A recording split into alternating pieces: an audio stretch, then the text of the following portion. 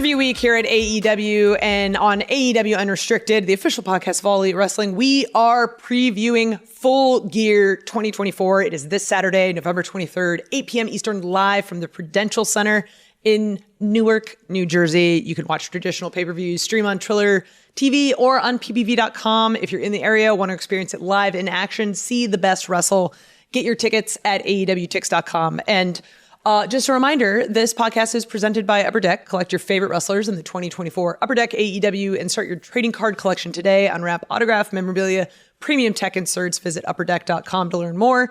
Speaking of which, as we were preparing for this podcast and opening up our new Upper Deck packs, I got this fun match card from Full Gear 2022. What an event. Also held at the Prudential Center in Newark, New Jersey. Right. So this was MJF versus Jon Moxley. MJF, who has a match at the pay-per-view, and Jon Moxley, who is currently champion again. So funny how things work. Yeah, funny how things work. And, you know, we'll be talking with MJF's opponent a little bit later here on the show. Yes. But yeah, I was actually in attendance for that show. And that was such a wild time for AEW. That was such a great night for AEW in general. I think about that show a lot.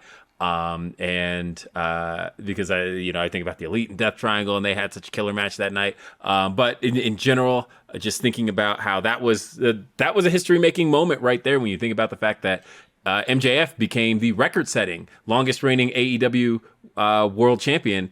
That was where that reign began. Full Gear 2022. I love that I pulled this card literally today. Because it has reminded me that Full Gear is, I feel like, one of the pay-per-views that people kind of come into not expecting it to be a banger. And then it's absolutely an utter banger because we just every year consistently we're filled up with incredible pay-per-views. But then we were reminded oh yeah, this match happened at Full Gear. Hangman and Swerve happened at Full Gear. Julia Hart became TBS champion at a Full Gear. All of these crazy things have happened at Full Gear. So thanks, Upper Deck, for reminding me. Became world champion Full Gear. Right? Oh my God. What a moment. We had MJF versus Jay White last year. There was so much going on. I'm so happy that Upper Deck includes these because it's I got to go down memory lane today. This is sweet. Yeah, and I think this is going to be an incredible card. Yes. I think, yes, we have so much to talk about. We have so many great matches. I think we can start off with Swerve Strickland going one-on-one with Bobby Lashley. Bro. This doesn't even sound right. When you think about a match, when you talk last year about who Swerve could potentially be facing at Full Gear, Bobby Lashley is not a name that would have sprung to mind. And now we're here. Swerve, of course, was offered a spot in the Hurt Syndicate by MVP. MVP spent weeks pursuing Swerve. And, of course, at Wrestle Dream, Swerve informed MVP that is not to be. That led to the debut of Bobby Lashley at Fright Night Dynamite on October 30th in Cleveland, Ohio. And here we are now. Swerve Strickland, the most dangerous man in AEW. A man who really took on that moniker at Full Gear last year when he won the Texas Death Match and let the world know that he is as dangerous as he says. But did that title only exist for him because Bobby Lashley was not here? Because Bobby Lashley is a dangerous, dangerous man. And I say that as somebody who every time I encounter Bobby Lashley, I'm like, man, this guy does not know his own strength. He'll put his arm on my shoulder and all of a sudden I'm like, damn it, man, what is happening here? And I'm like, but I don't want to say that. And it's you're being too strong. I know. I'm like, I don't want to say that because he's Bobby Lashley. And I'm like, no, I got to man up here. But man, that guy does not know his own strength. But Bobby Lashley, again, him, Shelton Benjamin, and MVP have had such an impact here in AEW. And, they have been handing the cards out left and right. And of course, Swerve being the first person to really say no. And we are now seeing the consequences of what happens when you say no to MVP, handing you the Hurt Syndicate card. And, Swerve has a lot ahead of him. He has, what is the term I'm looking for? He has a lot cut out for him. He has definitely served a big old plate here, trying to take on Bobby Lashley. I'm trying to come up with a bunch of different phrases here, and that's the right. trying to segue into handoff to your co-host a little bit. I think it goes without saying, if you've been listening to this podcast for a long time, you know that we are huge fans of Swerve Strickland. Like, we're clearly a little biased here. One of us may be related to Swerve Strickland, and it's not me. You sure? I can kind of see it. I don't know. There's a little bit of resemblance. I don't know. We're related from like the PNW perspective. So there you go. Yeah, there it is. But I was so excited to see the Hurt Syndicate finally show up, all three guys at AEW. I think this is one of those things that fans had wanted to see for a long time, was to see MVP, Shelton Benjamin, and Bobby Lashley together. I don't think our talent necessarily wanted to see them because they are all big and scary. Being in the ring, for instance, with Shelton, oh my God, I had no idea, even having watched his stuff, how fast and how large and how strong he is. Yes. And to know that he now has Bobby Lashley with him and he's got MVP, like, these guys are unstoppable, right? So I have seen what Swerve has done. Swerve has done some terrible, terrible things, but I don't know if Swerve's going to come out on top on this. I just don't. I mean, again, part of calling yourself the most dangerous man in AEW, which, by the way, is not a title he came up with for himself. And one day we'll tell the story of who actually came up with that. But it was another talent who was like, this guy is the most dangerous man in AEW. But, thinking about when you call yourself that is almost something that everybody else is going to see as a challenge. It puts a target on your back. Yes. And if anybody can kind of prove that, it is Bobby Lashley. And like, when you think about what Bobby Lashley has accomplished in his career, and to now be in AEW and have the opportunity to cement his legacy, cement that career, and do it on a stage like AEW, there's really no bigger target to make that first major statement in your AEW career than Swerve Strickland. And so this is a match I'm very much looking forward to. Very much so. Speaking of making a statement, I want to talk about the AEW World Tag Team Championship match, because Private Party made a statement a couple weeks back when they finally won the AEW championship, the AEW Tag Team Championships, my bad. After 5 years, like, we've seen these guys over and over again, and this is like a huge moment for them, and we all want to celebrate them. But they will be facing three other teams this Saturday at Full Gear: the Outrunners, House of Black, and the Acclaimed. This is going to be crazy. Yes, this is quite an insane lineup. When you really think about the fact that the Outrunners have been as hot as they've been for the last couple of months. And youngest men alive. And they, I think, can cement their status and their youth by becoming the AEW World Tag Team Champions. And then you think about the Kings of the Black Throne, Malachi Black and Brody King, representing the House of Black, and how, again, House of Black, they've been trios champions before. They are no strangers to gold in AEW, but when you think about them as a tag team, they have something to prove here and wanting to capture those AEW World Tag Team titles. And then you have the Acclaimed, who, again, former AEW World Tag Team Champions. We talked about Full Gear 2 years ago at the Prudential Center. The Acclaimed walked in to the Prudential Center, if I remember correctly, as the AEW World Tag Team Champions, defended the titles against Swerve and Our Glory at that show. Oh my God, was that on that show? Yeah, that was on that show. And so thinking about how they want to get back to Full Gear, this is their hometown, and wanting to get back to becoming AEW World Tag Team Champions, they have a lot to prove here. But at the same time, Private Party, baby. This is Zay and Quinn are just getting started. They are the new AEW World Tag Team Champions, and I don't think they are ready for this to be cut that short. They worked for 5 years to get this moment. They beat the Young Bucks 5 years after beating them in the inaugural AEW World Tag Team title tournament, and to now get to defend the titles for the first time. But against three extremely strong teams, they've got a lot to prove. This is so much, like, to have your first title defense be against three really incredibly strong fan favorite teams. Like, it is hard to look at this match and pick a favorite. Like when I'm looking at the list, I'm like, oh, Private Party. But wait, oh, the Outrunners, Kings of Black. Like all of these guys are fantastic, right? So it's hard. And on top of that, we see like in a 4-way match like this, you don't have to be pinned as the champion to lose the belt. Right. It is so much harder to defend your title. I just feel like Private Party's got like their backs against the wall. There's so much that could potentially happen here. And then you think about what every team went through to get here, right? When you think about how, Private Party, we talked about them defeating one of the greatest tag teams of all time in the Young Bucks. And that's, that they defeated them to get here. But then you talk about defeating one of the greatest teams of all time. The Kings of the Black Throne defeated FTR to get here.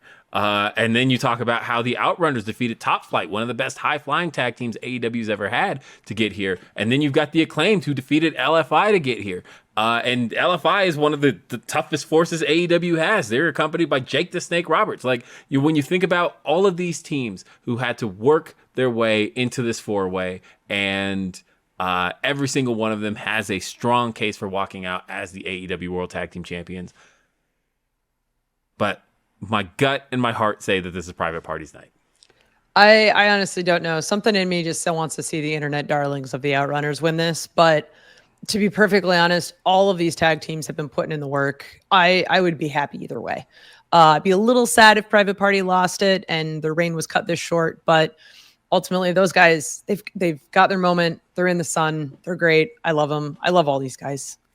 But the Full Gear card continues because we've got Hangman Adam Page going one-on-one with his longtime rival, Jay White. This is a rivalry that goes beyond AEW. It goes back much further than AEW, but it has made its way into All Elite Wrestling for the last couple of years. They've had a number of matches. They've really split the difference when you look at the Owen Hart earlier this year, the Owen Hart Cup, and you look at Wrestle Dream just a little over a month ago where Jay White took the victory. These are two opponents that know each other very, very well, but at the same time, Jay White has had Hangman's number the majority of the time. They've when you look at the first Forbidden Door, however you want to look at it, Jay White has really been able to get the best of Hangman Adam Page, really except for the Owen Hart tournament, where Hangman did take away the victory with the help of Christian Cage. This time now, I think, Hangman looks like he's been taking a little bit of advice from Christian Cage, as we saw on Dynamite last week. It's hard because we talked about being big Swerve Strickland fans, but it's kind of weird for me to then say that his arch nemesis in Hangman Adam Page is also one of my favorite guys in AEW, and a guy that I know he burned down a man's house. How could I say that? But right. It's one of those like you support a guy who literally burned that man's house down. Like that's how lovable Hangman is. I know, but do you read his Blue Sky account? Like I really get some good farming tips from it. So great. Yes, his garden. Yep, it's all great. Wonderful. And so but Jay White has some big aspirations in AEW, and when you think about where Jay White is heading and his trajectory and wanting to head toward the very tippy top of AEW, the man you have to go through to get there is always going to be Hangman Adam Page. He is AEW's main character. He has had quite the roller coaster this entire time. But if we look at both of these competitors, both of these guys have main evented Full Gear at one point. Hangman Adam Page did it in 2021. Jay White did it last year. Hangman came out on top as champion. Jay White didn't. I don't know if that's going to play into, what the outcome of this is, but we do know that both of these guys are worthy of big moments of high tension, of a lot of focus. But I also think going into this, Jay White has had kind of more of a chip on his shoulder. We've seen him kind of attack guys that are in his way to get to Hangman. I feel like Hangman's had a lot going on in the last year. We saw him literally burn a guy's house down. We saw his whole thing with Swerve Strickland. I think Jay White kind of has the edge here. He just seems a little bit more focused. I can definitely see where he is a little more focused because Hangman is definitely a dog without a leash. But at the same time, I think that's what makes Hangman Adam Page as dangerous as he is.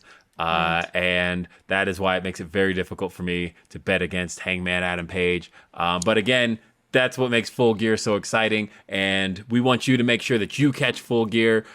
Full Gear is, of course, this Saturday, 8 p.m. Eastern, live from the Prudential Center in Newark, New Jersey. You can catch it on traditional pay-per-view or stream on Triller TV or PPV.com. And if you're in the area and want to experience the action in person, get your tickets, AEWTIX.com.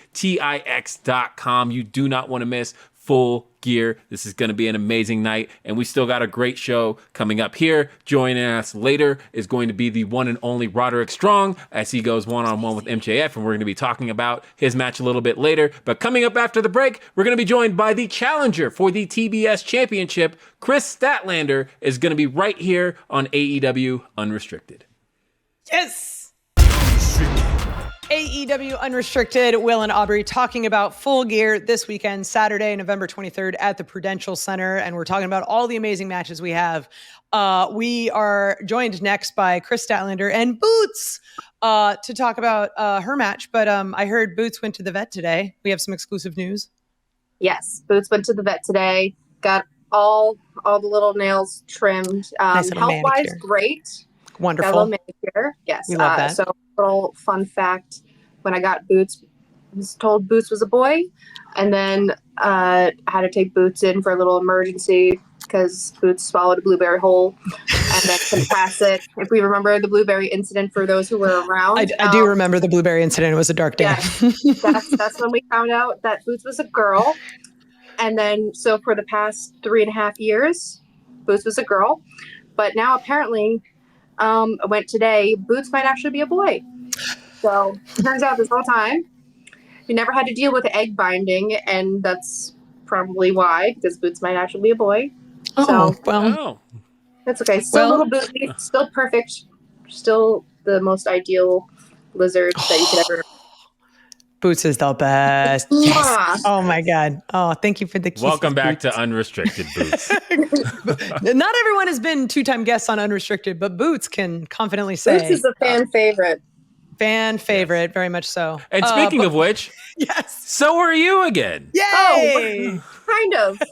I think people are still confused about me, and I'm also confused about myself, just as Boots is confused about herself.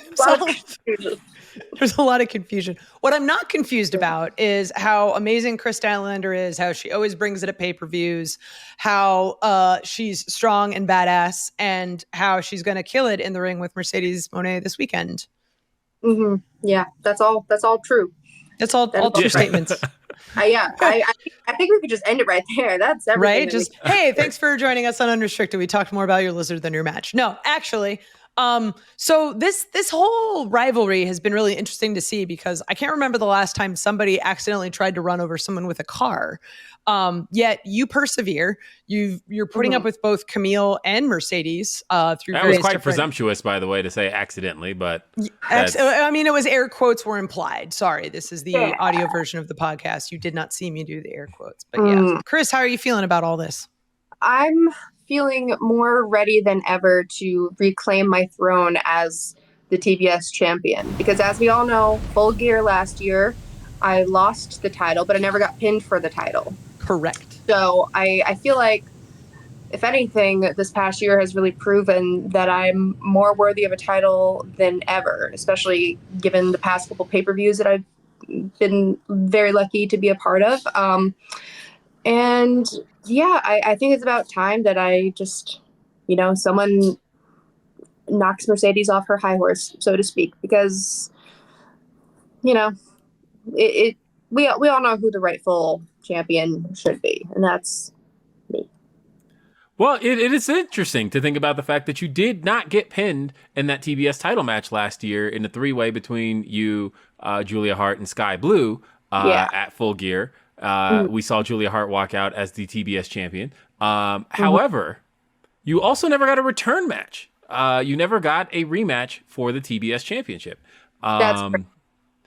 And here we are now 1 year later, finally getting a chance to reclaim what I agree. Should be rightfully yours, the TBS Championship. Mm-hmm. What is sort of the mindset going into this match? Because we have basically seen Kris Statlander a little bit as the Terminator. You've dodged a car, you put Mercedes through a wall, you make pretty short work of Kamille. Well, where are we headed here? I mean, I guess the obvious answer is headed towards gold and headed towards being the champion again. There's not really much more to it at this point, because like clearly it's so like Mercedes can say that she's not afraid of me, but who else has tried to run over someone right before they have to defend their title against them as a response to the match being made? I think like she knows that she's met her match. A lot of people realize that they've met their match once they have to wrestle me. And it's not a matter of like how I'm going to do it. It's just a matter of the fact that I'm going to do it and that I'm going to become the first ever 2-time TBS champion. So there's a lot riding on it, for not just the sake of the title, but also for my own ego. I'm all for ego stroking where it makes sense and when it is due. So Mercedes Mone obviously means a lot to women's wrestling, both our roster and just women's wrestling in general. How are you preparing mentally and physically to take her on? I mean, mentally, it's been the same as going into any other match, where it's like the goal is to win, and the goal is to constantly prove that I'm worthy of everything I've ever done, everything I ever will do. And physically, I mean, there's not really much more that I can do compared to what I normally do, because I always try to be on top of my game no matter what. And I stay consistent with my workouts no matter what, no matter where we are in the world, no matter how bad travel is. I just try to stay on top of my training. And I know that she's a lot smaller than me, which means that she is faster and she is a lot more technical than I am. But I think I've proven that I'm also technical when I need to be, fast when I need to be, and always strong when I'm always needed to be, which is all the time. So I think it's just a matter of, not letting this big marquee match, or like the title of it being a big marquee match, get into my head. And I'm just going to go into it like I've gone into any other match, which is prepared and ready to win. What would a second TBS championship reign look like for Kris Statlander, compared to, knowing everything that went on with your first? What does a two-time TBS champion Kris Statlander do differently?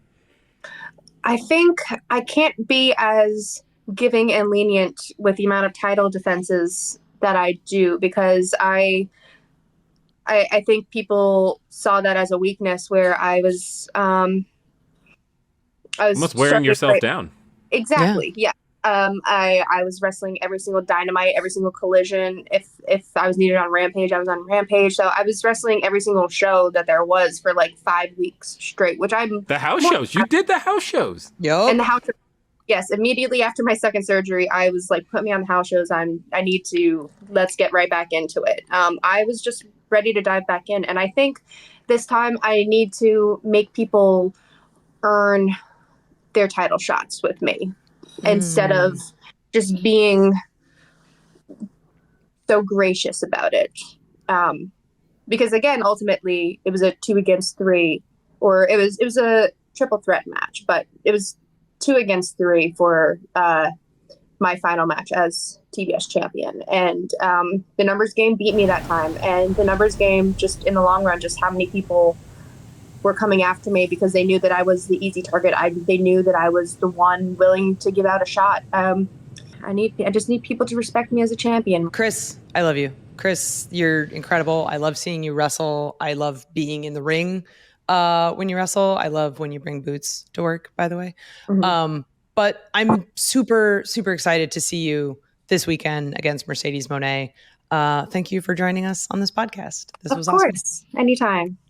And continuing on with the theme of our network championships, we're going to see, we just talked about the TBS Championship. Now let's talk about the TNT Championship, because Jack Perry is going to be defending his TNT Championship against Daniel Garcia.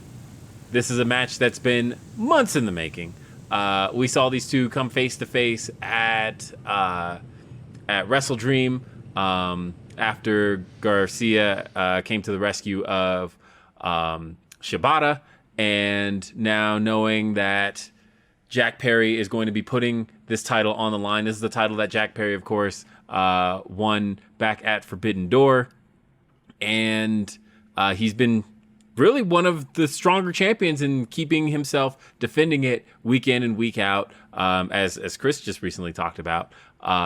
But here we have now Jack Perry up against Daniel Garcia. I am concerned for Jack here. I think that Garcia, after signing his new contract, he has wanted his eyes on some gold for a while. Garcia has talked about wanting to be, he challenged for the international championship earlier this year. And he also, when he got to go up against Will Ospreay, we've seen Daniel Garcia challenge. He's always talked about how important the Continental Classic was to him, and of course, he had the goals of being the first Continental Champion, and he didn't get to be that. And now, standing in front of him is the TNT Champion and the TNT Championship. I don't necessarily know that this is the time for him to let up, and I think Daniel Garcia could potentially walk out as the new TNT champion. Has Daniel Garcia ever held gold at AEW? As an AEW talent, he has, but it was Ring of Honor gold. But has he held any AEW championship? He has not.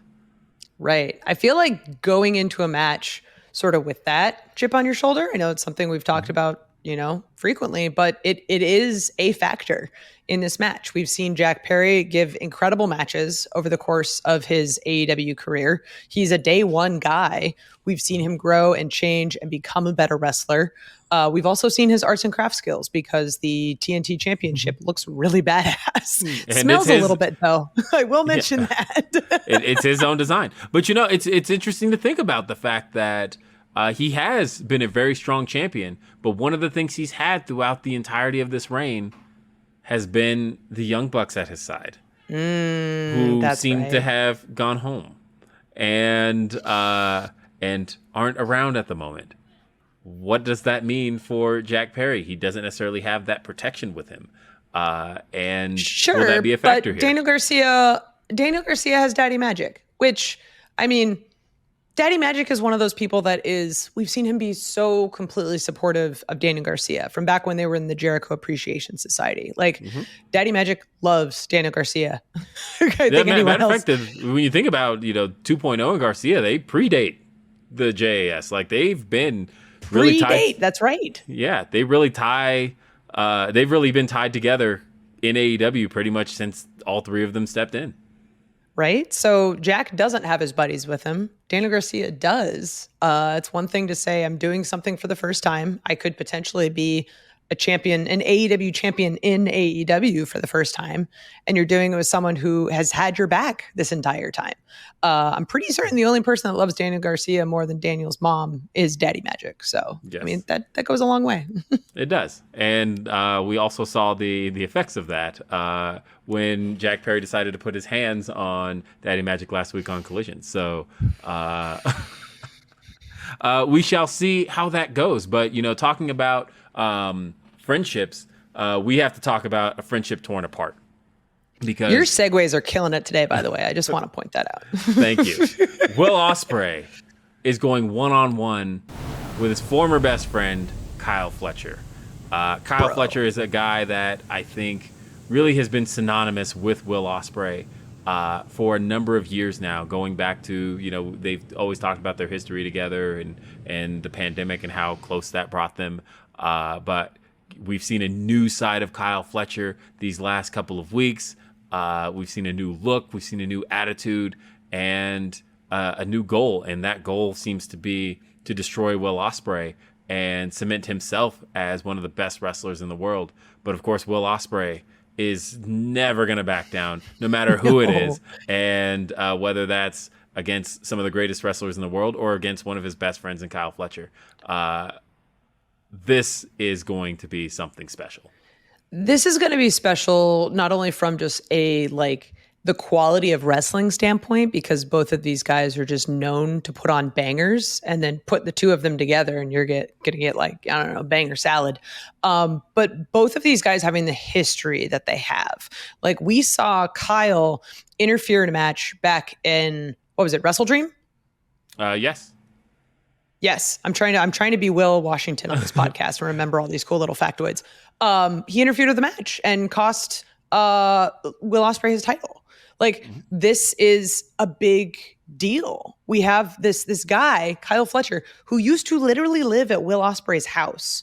And Will Ospreay brought him and Mark Davis in and said, hey, you're going to join the United Empire. You're going to be one of my bros. I'm going to take you under my wing. So Kyle Fletcher today, in part, is the wrestler he is because of Will Ospreay. Yes. But he's the person he is now because of the influence of Don Callis. And I don't like the Kyle Fletcher we see today. Kyle Fletcher shakes his head on TV. I will say, the haircut looks really good. The haircut does look good. In the moment, I was a little scared, but once it happened, I was like, okay, he could rock this. But it takes a certain kind of crazy to be cutting a promo and decide, okay, right in the middle of it, I'm just going to shave my head. Yes. Like, that's a sick and twisted individual that you're just willing to give up that gorgeous lock of hair. Yeah, but I mean, when you look at how much he just in his look has evolved, in his personality has evolved, we're seeing the next evolution of Kyle Fletcher. And I think that next evolution of Kyle Fletcher is very, very dangerous. I think the question I have coming out of this is, how many stars above 5 is this match going to have this weekend? Because if there's anything we know, AEW is where the best wrestle, and this match is pretty much a poster child for that statement. Yes, and we've got two of the best right here in Kyle Fletcher and Will Ospreay. I can't even pick one here because I think that they both have a very, very strong for who should be the victor. And right. And of course, like you mentioned, there's always the X factor of Don Callis, but then we also have Mark Davis. There's a lot that can happen here. Will Ospreay and Kyle Fletcher, I think, is going to be an incredible match and has, I want to say they could steal the show, but it's like theirs to steal it from. And so, right. It's like, are they really stealing it if you know it's going to be good? Yeah. Like it kind of belongs to them. So I'm very much looking forward to Will Ospreay and Kyle Expectations are very high, but these two guys are likely to exceed even those expectations. Yes. So speaking of expectations, we expect this weekend to be absolutely incredible, as all AEW pay-per-views are. We've had a chat with Kris Statlander. Coming up on our next segment, we have Roderick Strong coming on to talk about his match against MJF this weekend at Full Gear, which is Saturday, November 23rd, live in Newark, New Jersey at the Prudential Center. If you're not going to be there, Trailer TV, ppv.com, traditional pay-per-view, always to see it. Stay tuned as we cover that. And we talk about Orange Cassidy versus Jon Moxley for the AEW Championship.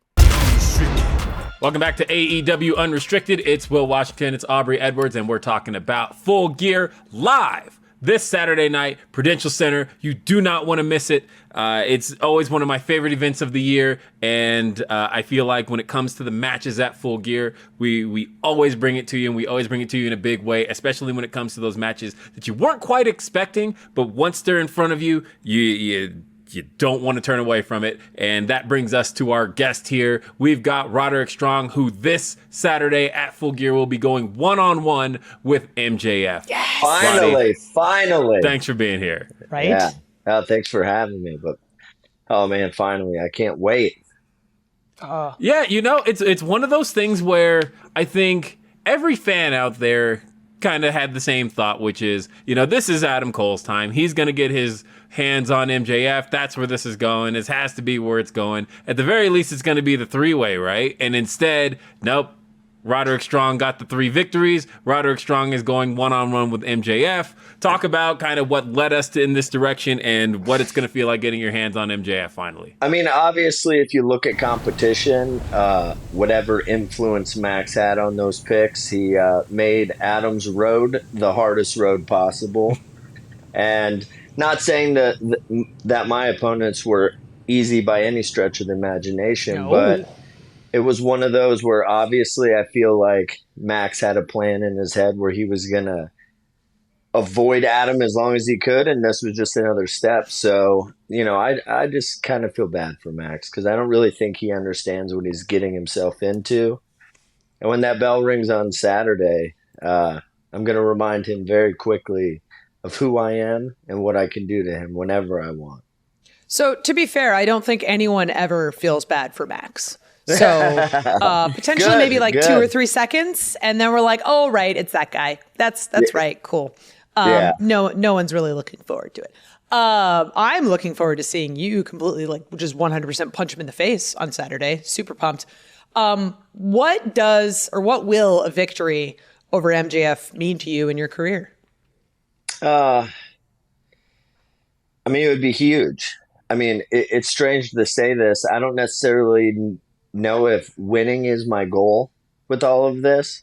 I feel like my personal goal is to torture him, beat his ass, and leave enough for Adam to finally finish him off, and then we can go on our separate ways, and maybe he'll leave us alone after that. But if not, we'll continuously beat him up until he does. So,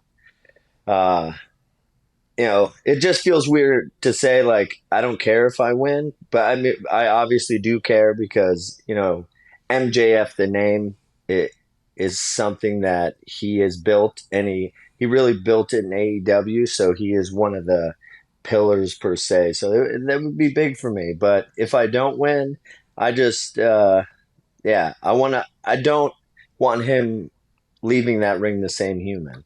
That's my goal. Love it. I love it. It's interesting because we can go back to the beginning of the year. As a matter of fact, we can go back to this very arena we're going to be in this Saturday, the Prudential Center, because we started the year at the Prudential Center. That's right. And, you guys opened the show revealing the master plan of the Undisputed Kingdom in the middle of the ring at Prudential Center. You and Adam Cole have been working together. And at that point, the fans weren't necessarily on your side. But here we are 11 months later, and all of a sudden now, we're kind of back where in a very familiar place with MJF. He's everything everybody knew he was and everything everybody thought he was going to be, but the Undisputed Kingdom has the fans behind them now. Mm-hmm. How is that feeling at this moment in time? Oh, it feels good. It's, it is really funny to just sit here and kind of play back the last year, hell, the last 2 years, and see just how things have turned around. Obviously, I always felt like I was in the right when it came to Max, and I was constantly, trying to let Adam know. And then, obviously, we got to a point where we were kind of working this out. We're like, okay, this is what we're going to do, because if Adam didn't do it, Max was going to do it. Mm-hmm. So I would prefer, that we did it to Max. And I feel at the end of the day, anything involved with him, people realize that he truly is a scumbag, deep in his heart, in his soul. And, if they would support that, I would be worried about them. So it feels good, though. Obviously, it gives me an opportunity to do what I do best, and that's get in there and wrestle and fight with everything I have. I think the last time you were on this podcast, you had a neck brace, or were recovering from the neck injury. Still, it's a very long time. Always recovering. Always recovering. And neck strong never goes away. Neck Never. strong. It's a way of life. But speaking of injuries, Adam Cole was out for such a long time. What is it like having your friend back after such a long absence due to injury and rehab and all those sort of things? Oh, it feels amazing, and things feel almost complete, as close to complete as they could be. I'm looking at another guy. Name starts with a K, but we won't even talk about that now. But It truly feels good. And it's one of those things where the time that, me, Matt, and Mike have put in to continue to build the group and put it in a better position than Adam left it originally, has been good for us. But to have him back now and just to see how happy and excited he is to be back and really missing it. You don't realize how much you are going to miss it until you're out for that long. And I know he was out before with concussions, but this is something totally different. Like the option to rebuild and get back and be better than he was, and him jumping on that challenge and coming back, I feel technically better than he was before. So it's an amazing feeling. Well, I want to talk about the year you've had on pay-per-view in AEW, because this has been quite a very, no pun intended, strong year for you this year. That, you were talking about, you started the year off taking the international title from Orange Cassidy, and you got to defend that title against Will Ospreay. And again, now going into with, another very strong opponent with MJF this year. Like I said, it's been a very, very strong year for you as a performer. How do you feel, having to up the ante each time with what you do and who you are as a performer? How do you face that challenge? Oh, with excitement. I mean, this is the reason I came to AEW. We're the best wrestle. And I get a chance to step in there with someone like Max, who prides himself on how good he is. So, one, it's a challenge for myself to see if I can hang with him. But also, is he as good as he really says he is? And all those questions are going to be answered on Saturday. And that is the thing I love. I mean, when I worked Will Ospreay, I hadn't wrestled him in over 8 years. So just to get in there with somebody like that and to see the growth as a performer and just as a human was awesome. I got to face Kyle at on the Dynasty pay-per-view, and even Orange Cassidy. And Mark Briscoe as well. Mark Briscoe. I mean, those are the type of situations I like. Pay-per-views, everything on the line, all the pressure. That's when I feel like I do my best work. So I'm just excited to present myself on such a big stage on an important event and beat the shit out of Max. I love that we're seeing like all these different eras of Roddy. Like we're seeing all the stuff that he did previously before AEW. We're seeing all the stuff now, and he's just an incredible wrestler the entire time. And you just get better and better every time you're out there, and just so much more exciting and engaging. And I like every time I see you, I'm like, this guy is so good. This guy is so good. And then you come out again, you have another banger of a match, and it's like, holy shit, this guy's still so freaking good. Amazing. Yeah. Well, thank you for that. But also knowing that in AEW, that is the type of, performances that are necessary to stay within the mix. And there's an excitement. There's an extremely high skill level in AEW. And that, I mean, God, and just sitting and thinking about all the conversations I had with myself when I was 12, getting into it and just realizing like, oh my God, like skill wise is what's important to me. And just the fact that AEW has absolutely hands down the most prepared, skilled roster, and just knowing when, that red light turns on, I gotta show up, and it'll let me know very quickly when I can no longer do the things I do. So yeah, it's awesome. But for the time being, I mean, you're going to show up and show out this Saturday at the Prudential Center. Oh, I cannot wait. Thank you so much for joining us today, Roddy. This was excellent, and we're very much looking forward to your match. Oh, thank you guys for the time. See you guys Saturday.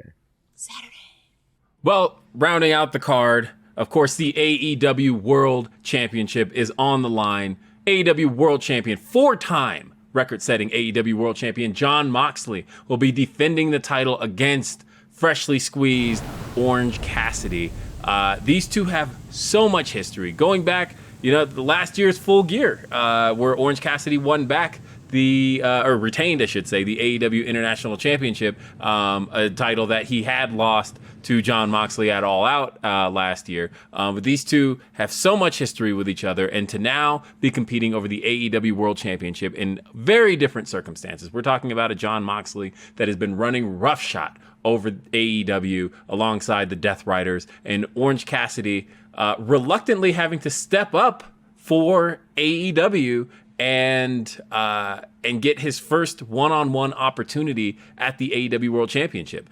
And when you think about who Orange Cassidy is and how he has been such a prominent figure in AEW's history, when you think about all of the landmark moments in AEW, Orange Cassidy's been a part of so many of them. And to think that this is the first time that he's had a one-on-one match for the AEW World Championship is crazy. And it's going to be in the main event against one of the greatest world champions AEW's ever seen in Jon Moxley. I don't know what to expect here, but I know that knowing the history of what these two have been able to do, thinking about how emotional that main event of All Out 2023 was, to bring it back full circle here, I think it's going to be something special. I think it's without question going to be a great match. I'm glad you brought up their match at All Out, because that was one that was so memorable. I think to all of us backstage, just because Orange Cassidy and Jon Moxley both have been a part of this company for so long, from the very beginning. So we've seen them all grow and change. We've seen this new version of Jon Moxley, which is all, like, really kind of scary because he's so unpredictable. He shows up, who knows who he's going to beat up today. We've seen Orange Cassidy even grow and change. He's wearing black denim now, of all things, instead of regular denim. So that itself is a major change. We've seen Jon Moxley go after his friends. We've seen him take out Chuck Taylor. We've seen him throw Wheeler Yuta at Orange Cassidy. Like, he's psychologically trying to break Orange Cassidy down. And it's a very interesting thing to watch happen. But at the same time, I don't think anyone has really lost faith in Orange Cassidy. We know going into this that he is a incredibly hard fighter. He's got a lot of tenacity, and I'm expecting an incredible main event. But at the same time, we've got the Death Riders. We've got Marino. We've got Claudio. We've got Pac. We've really no idea what to expect from anyone and anything happening in this. But Orange Cassidy has the conglomeration. He's got... That's true. He's got Kyle O'Reilly. He's got Mark Briscoe. He's got Tomohiro Ishii. And, of course, Willow Nightingale could be floating anywhere in the building as well. Knowing how, seeing this main event here and knowing how transformative the AEW World title picture has really been this year. Like, when you think about where we started the year off with Samoa Joe and then went to Swerve and Bryan Danielson and now to Jon Moxley, it's been such a crazy roller coaster year for the AEW World Championship that honestly, what's another, loop-de-loop in this roller coaster to add Orange Cassidy to it? I would like to see Orange Cassidy become AEW World Champion. As would I. I think he's one of the guys that a lot of people have been supporting for a very, very long time, just to see. I mean, both of these guys are main characters of AEW, and we want to see them both succeed. I am leaning a little bit more Orange Cassidy this time around, not going to lie. But there is so much in store, as we talked about today, for Full Gear this weekend, Saturday, November 23rd, 8 p.m. Eastern, live from the Prudential Center, a building that means a lot to us in Newark, New Jersey. You can watch it on traditional pay-per-view, stream it live on Triller TV or on ppv.com. There are limited tickets available. You know firsthand, if you are listening to this podcast, that we talk about how pay-per-views are the most excellent shows that we do. AEW is where the best wrestle, and we show out at pay-per-view. So if you have the ability to get to New Jersey, there are limited tickets available. Visit AEWTix.com. Definitely go. Remember that AEW Unrestricted is sponsored in part by Upper Deck. Collect your favorite wrestlers in the 2024 Upper Deck AEW and start your trading card collection today. You can unwrap autograph, memorabilia, premium tech inserts. Visit upperdeck.com to learn more. Listen to and follow this podcast, AEW Unrestricted, Apple Podcasts, Spotify, all your favorite podcast apps. Check out the video episodes on YouTube. Just search AEW Unrestricted. Hit that subscribe button. Dynamite, TBS, Wednesdays, Rampage, TNT, Fridays, Collision, Saturday, TNT, ROH streams every Thursday on Honor Club. Oh my God, I'm so excited for the pay-per-view. Will, I will see you this weekend. I am Aubrey Edwards. He's Will Washington. Thank you so much for listening.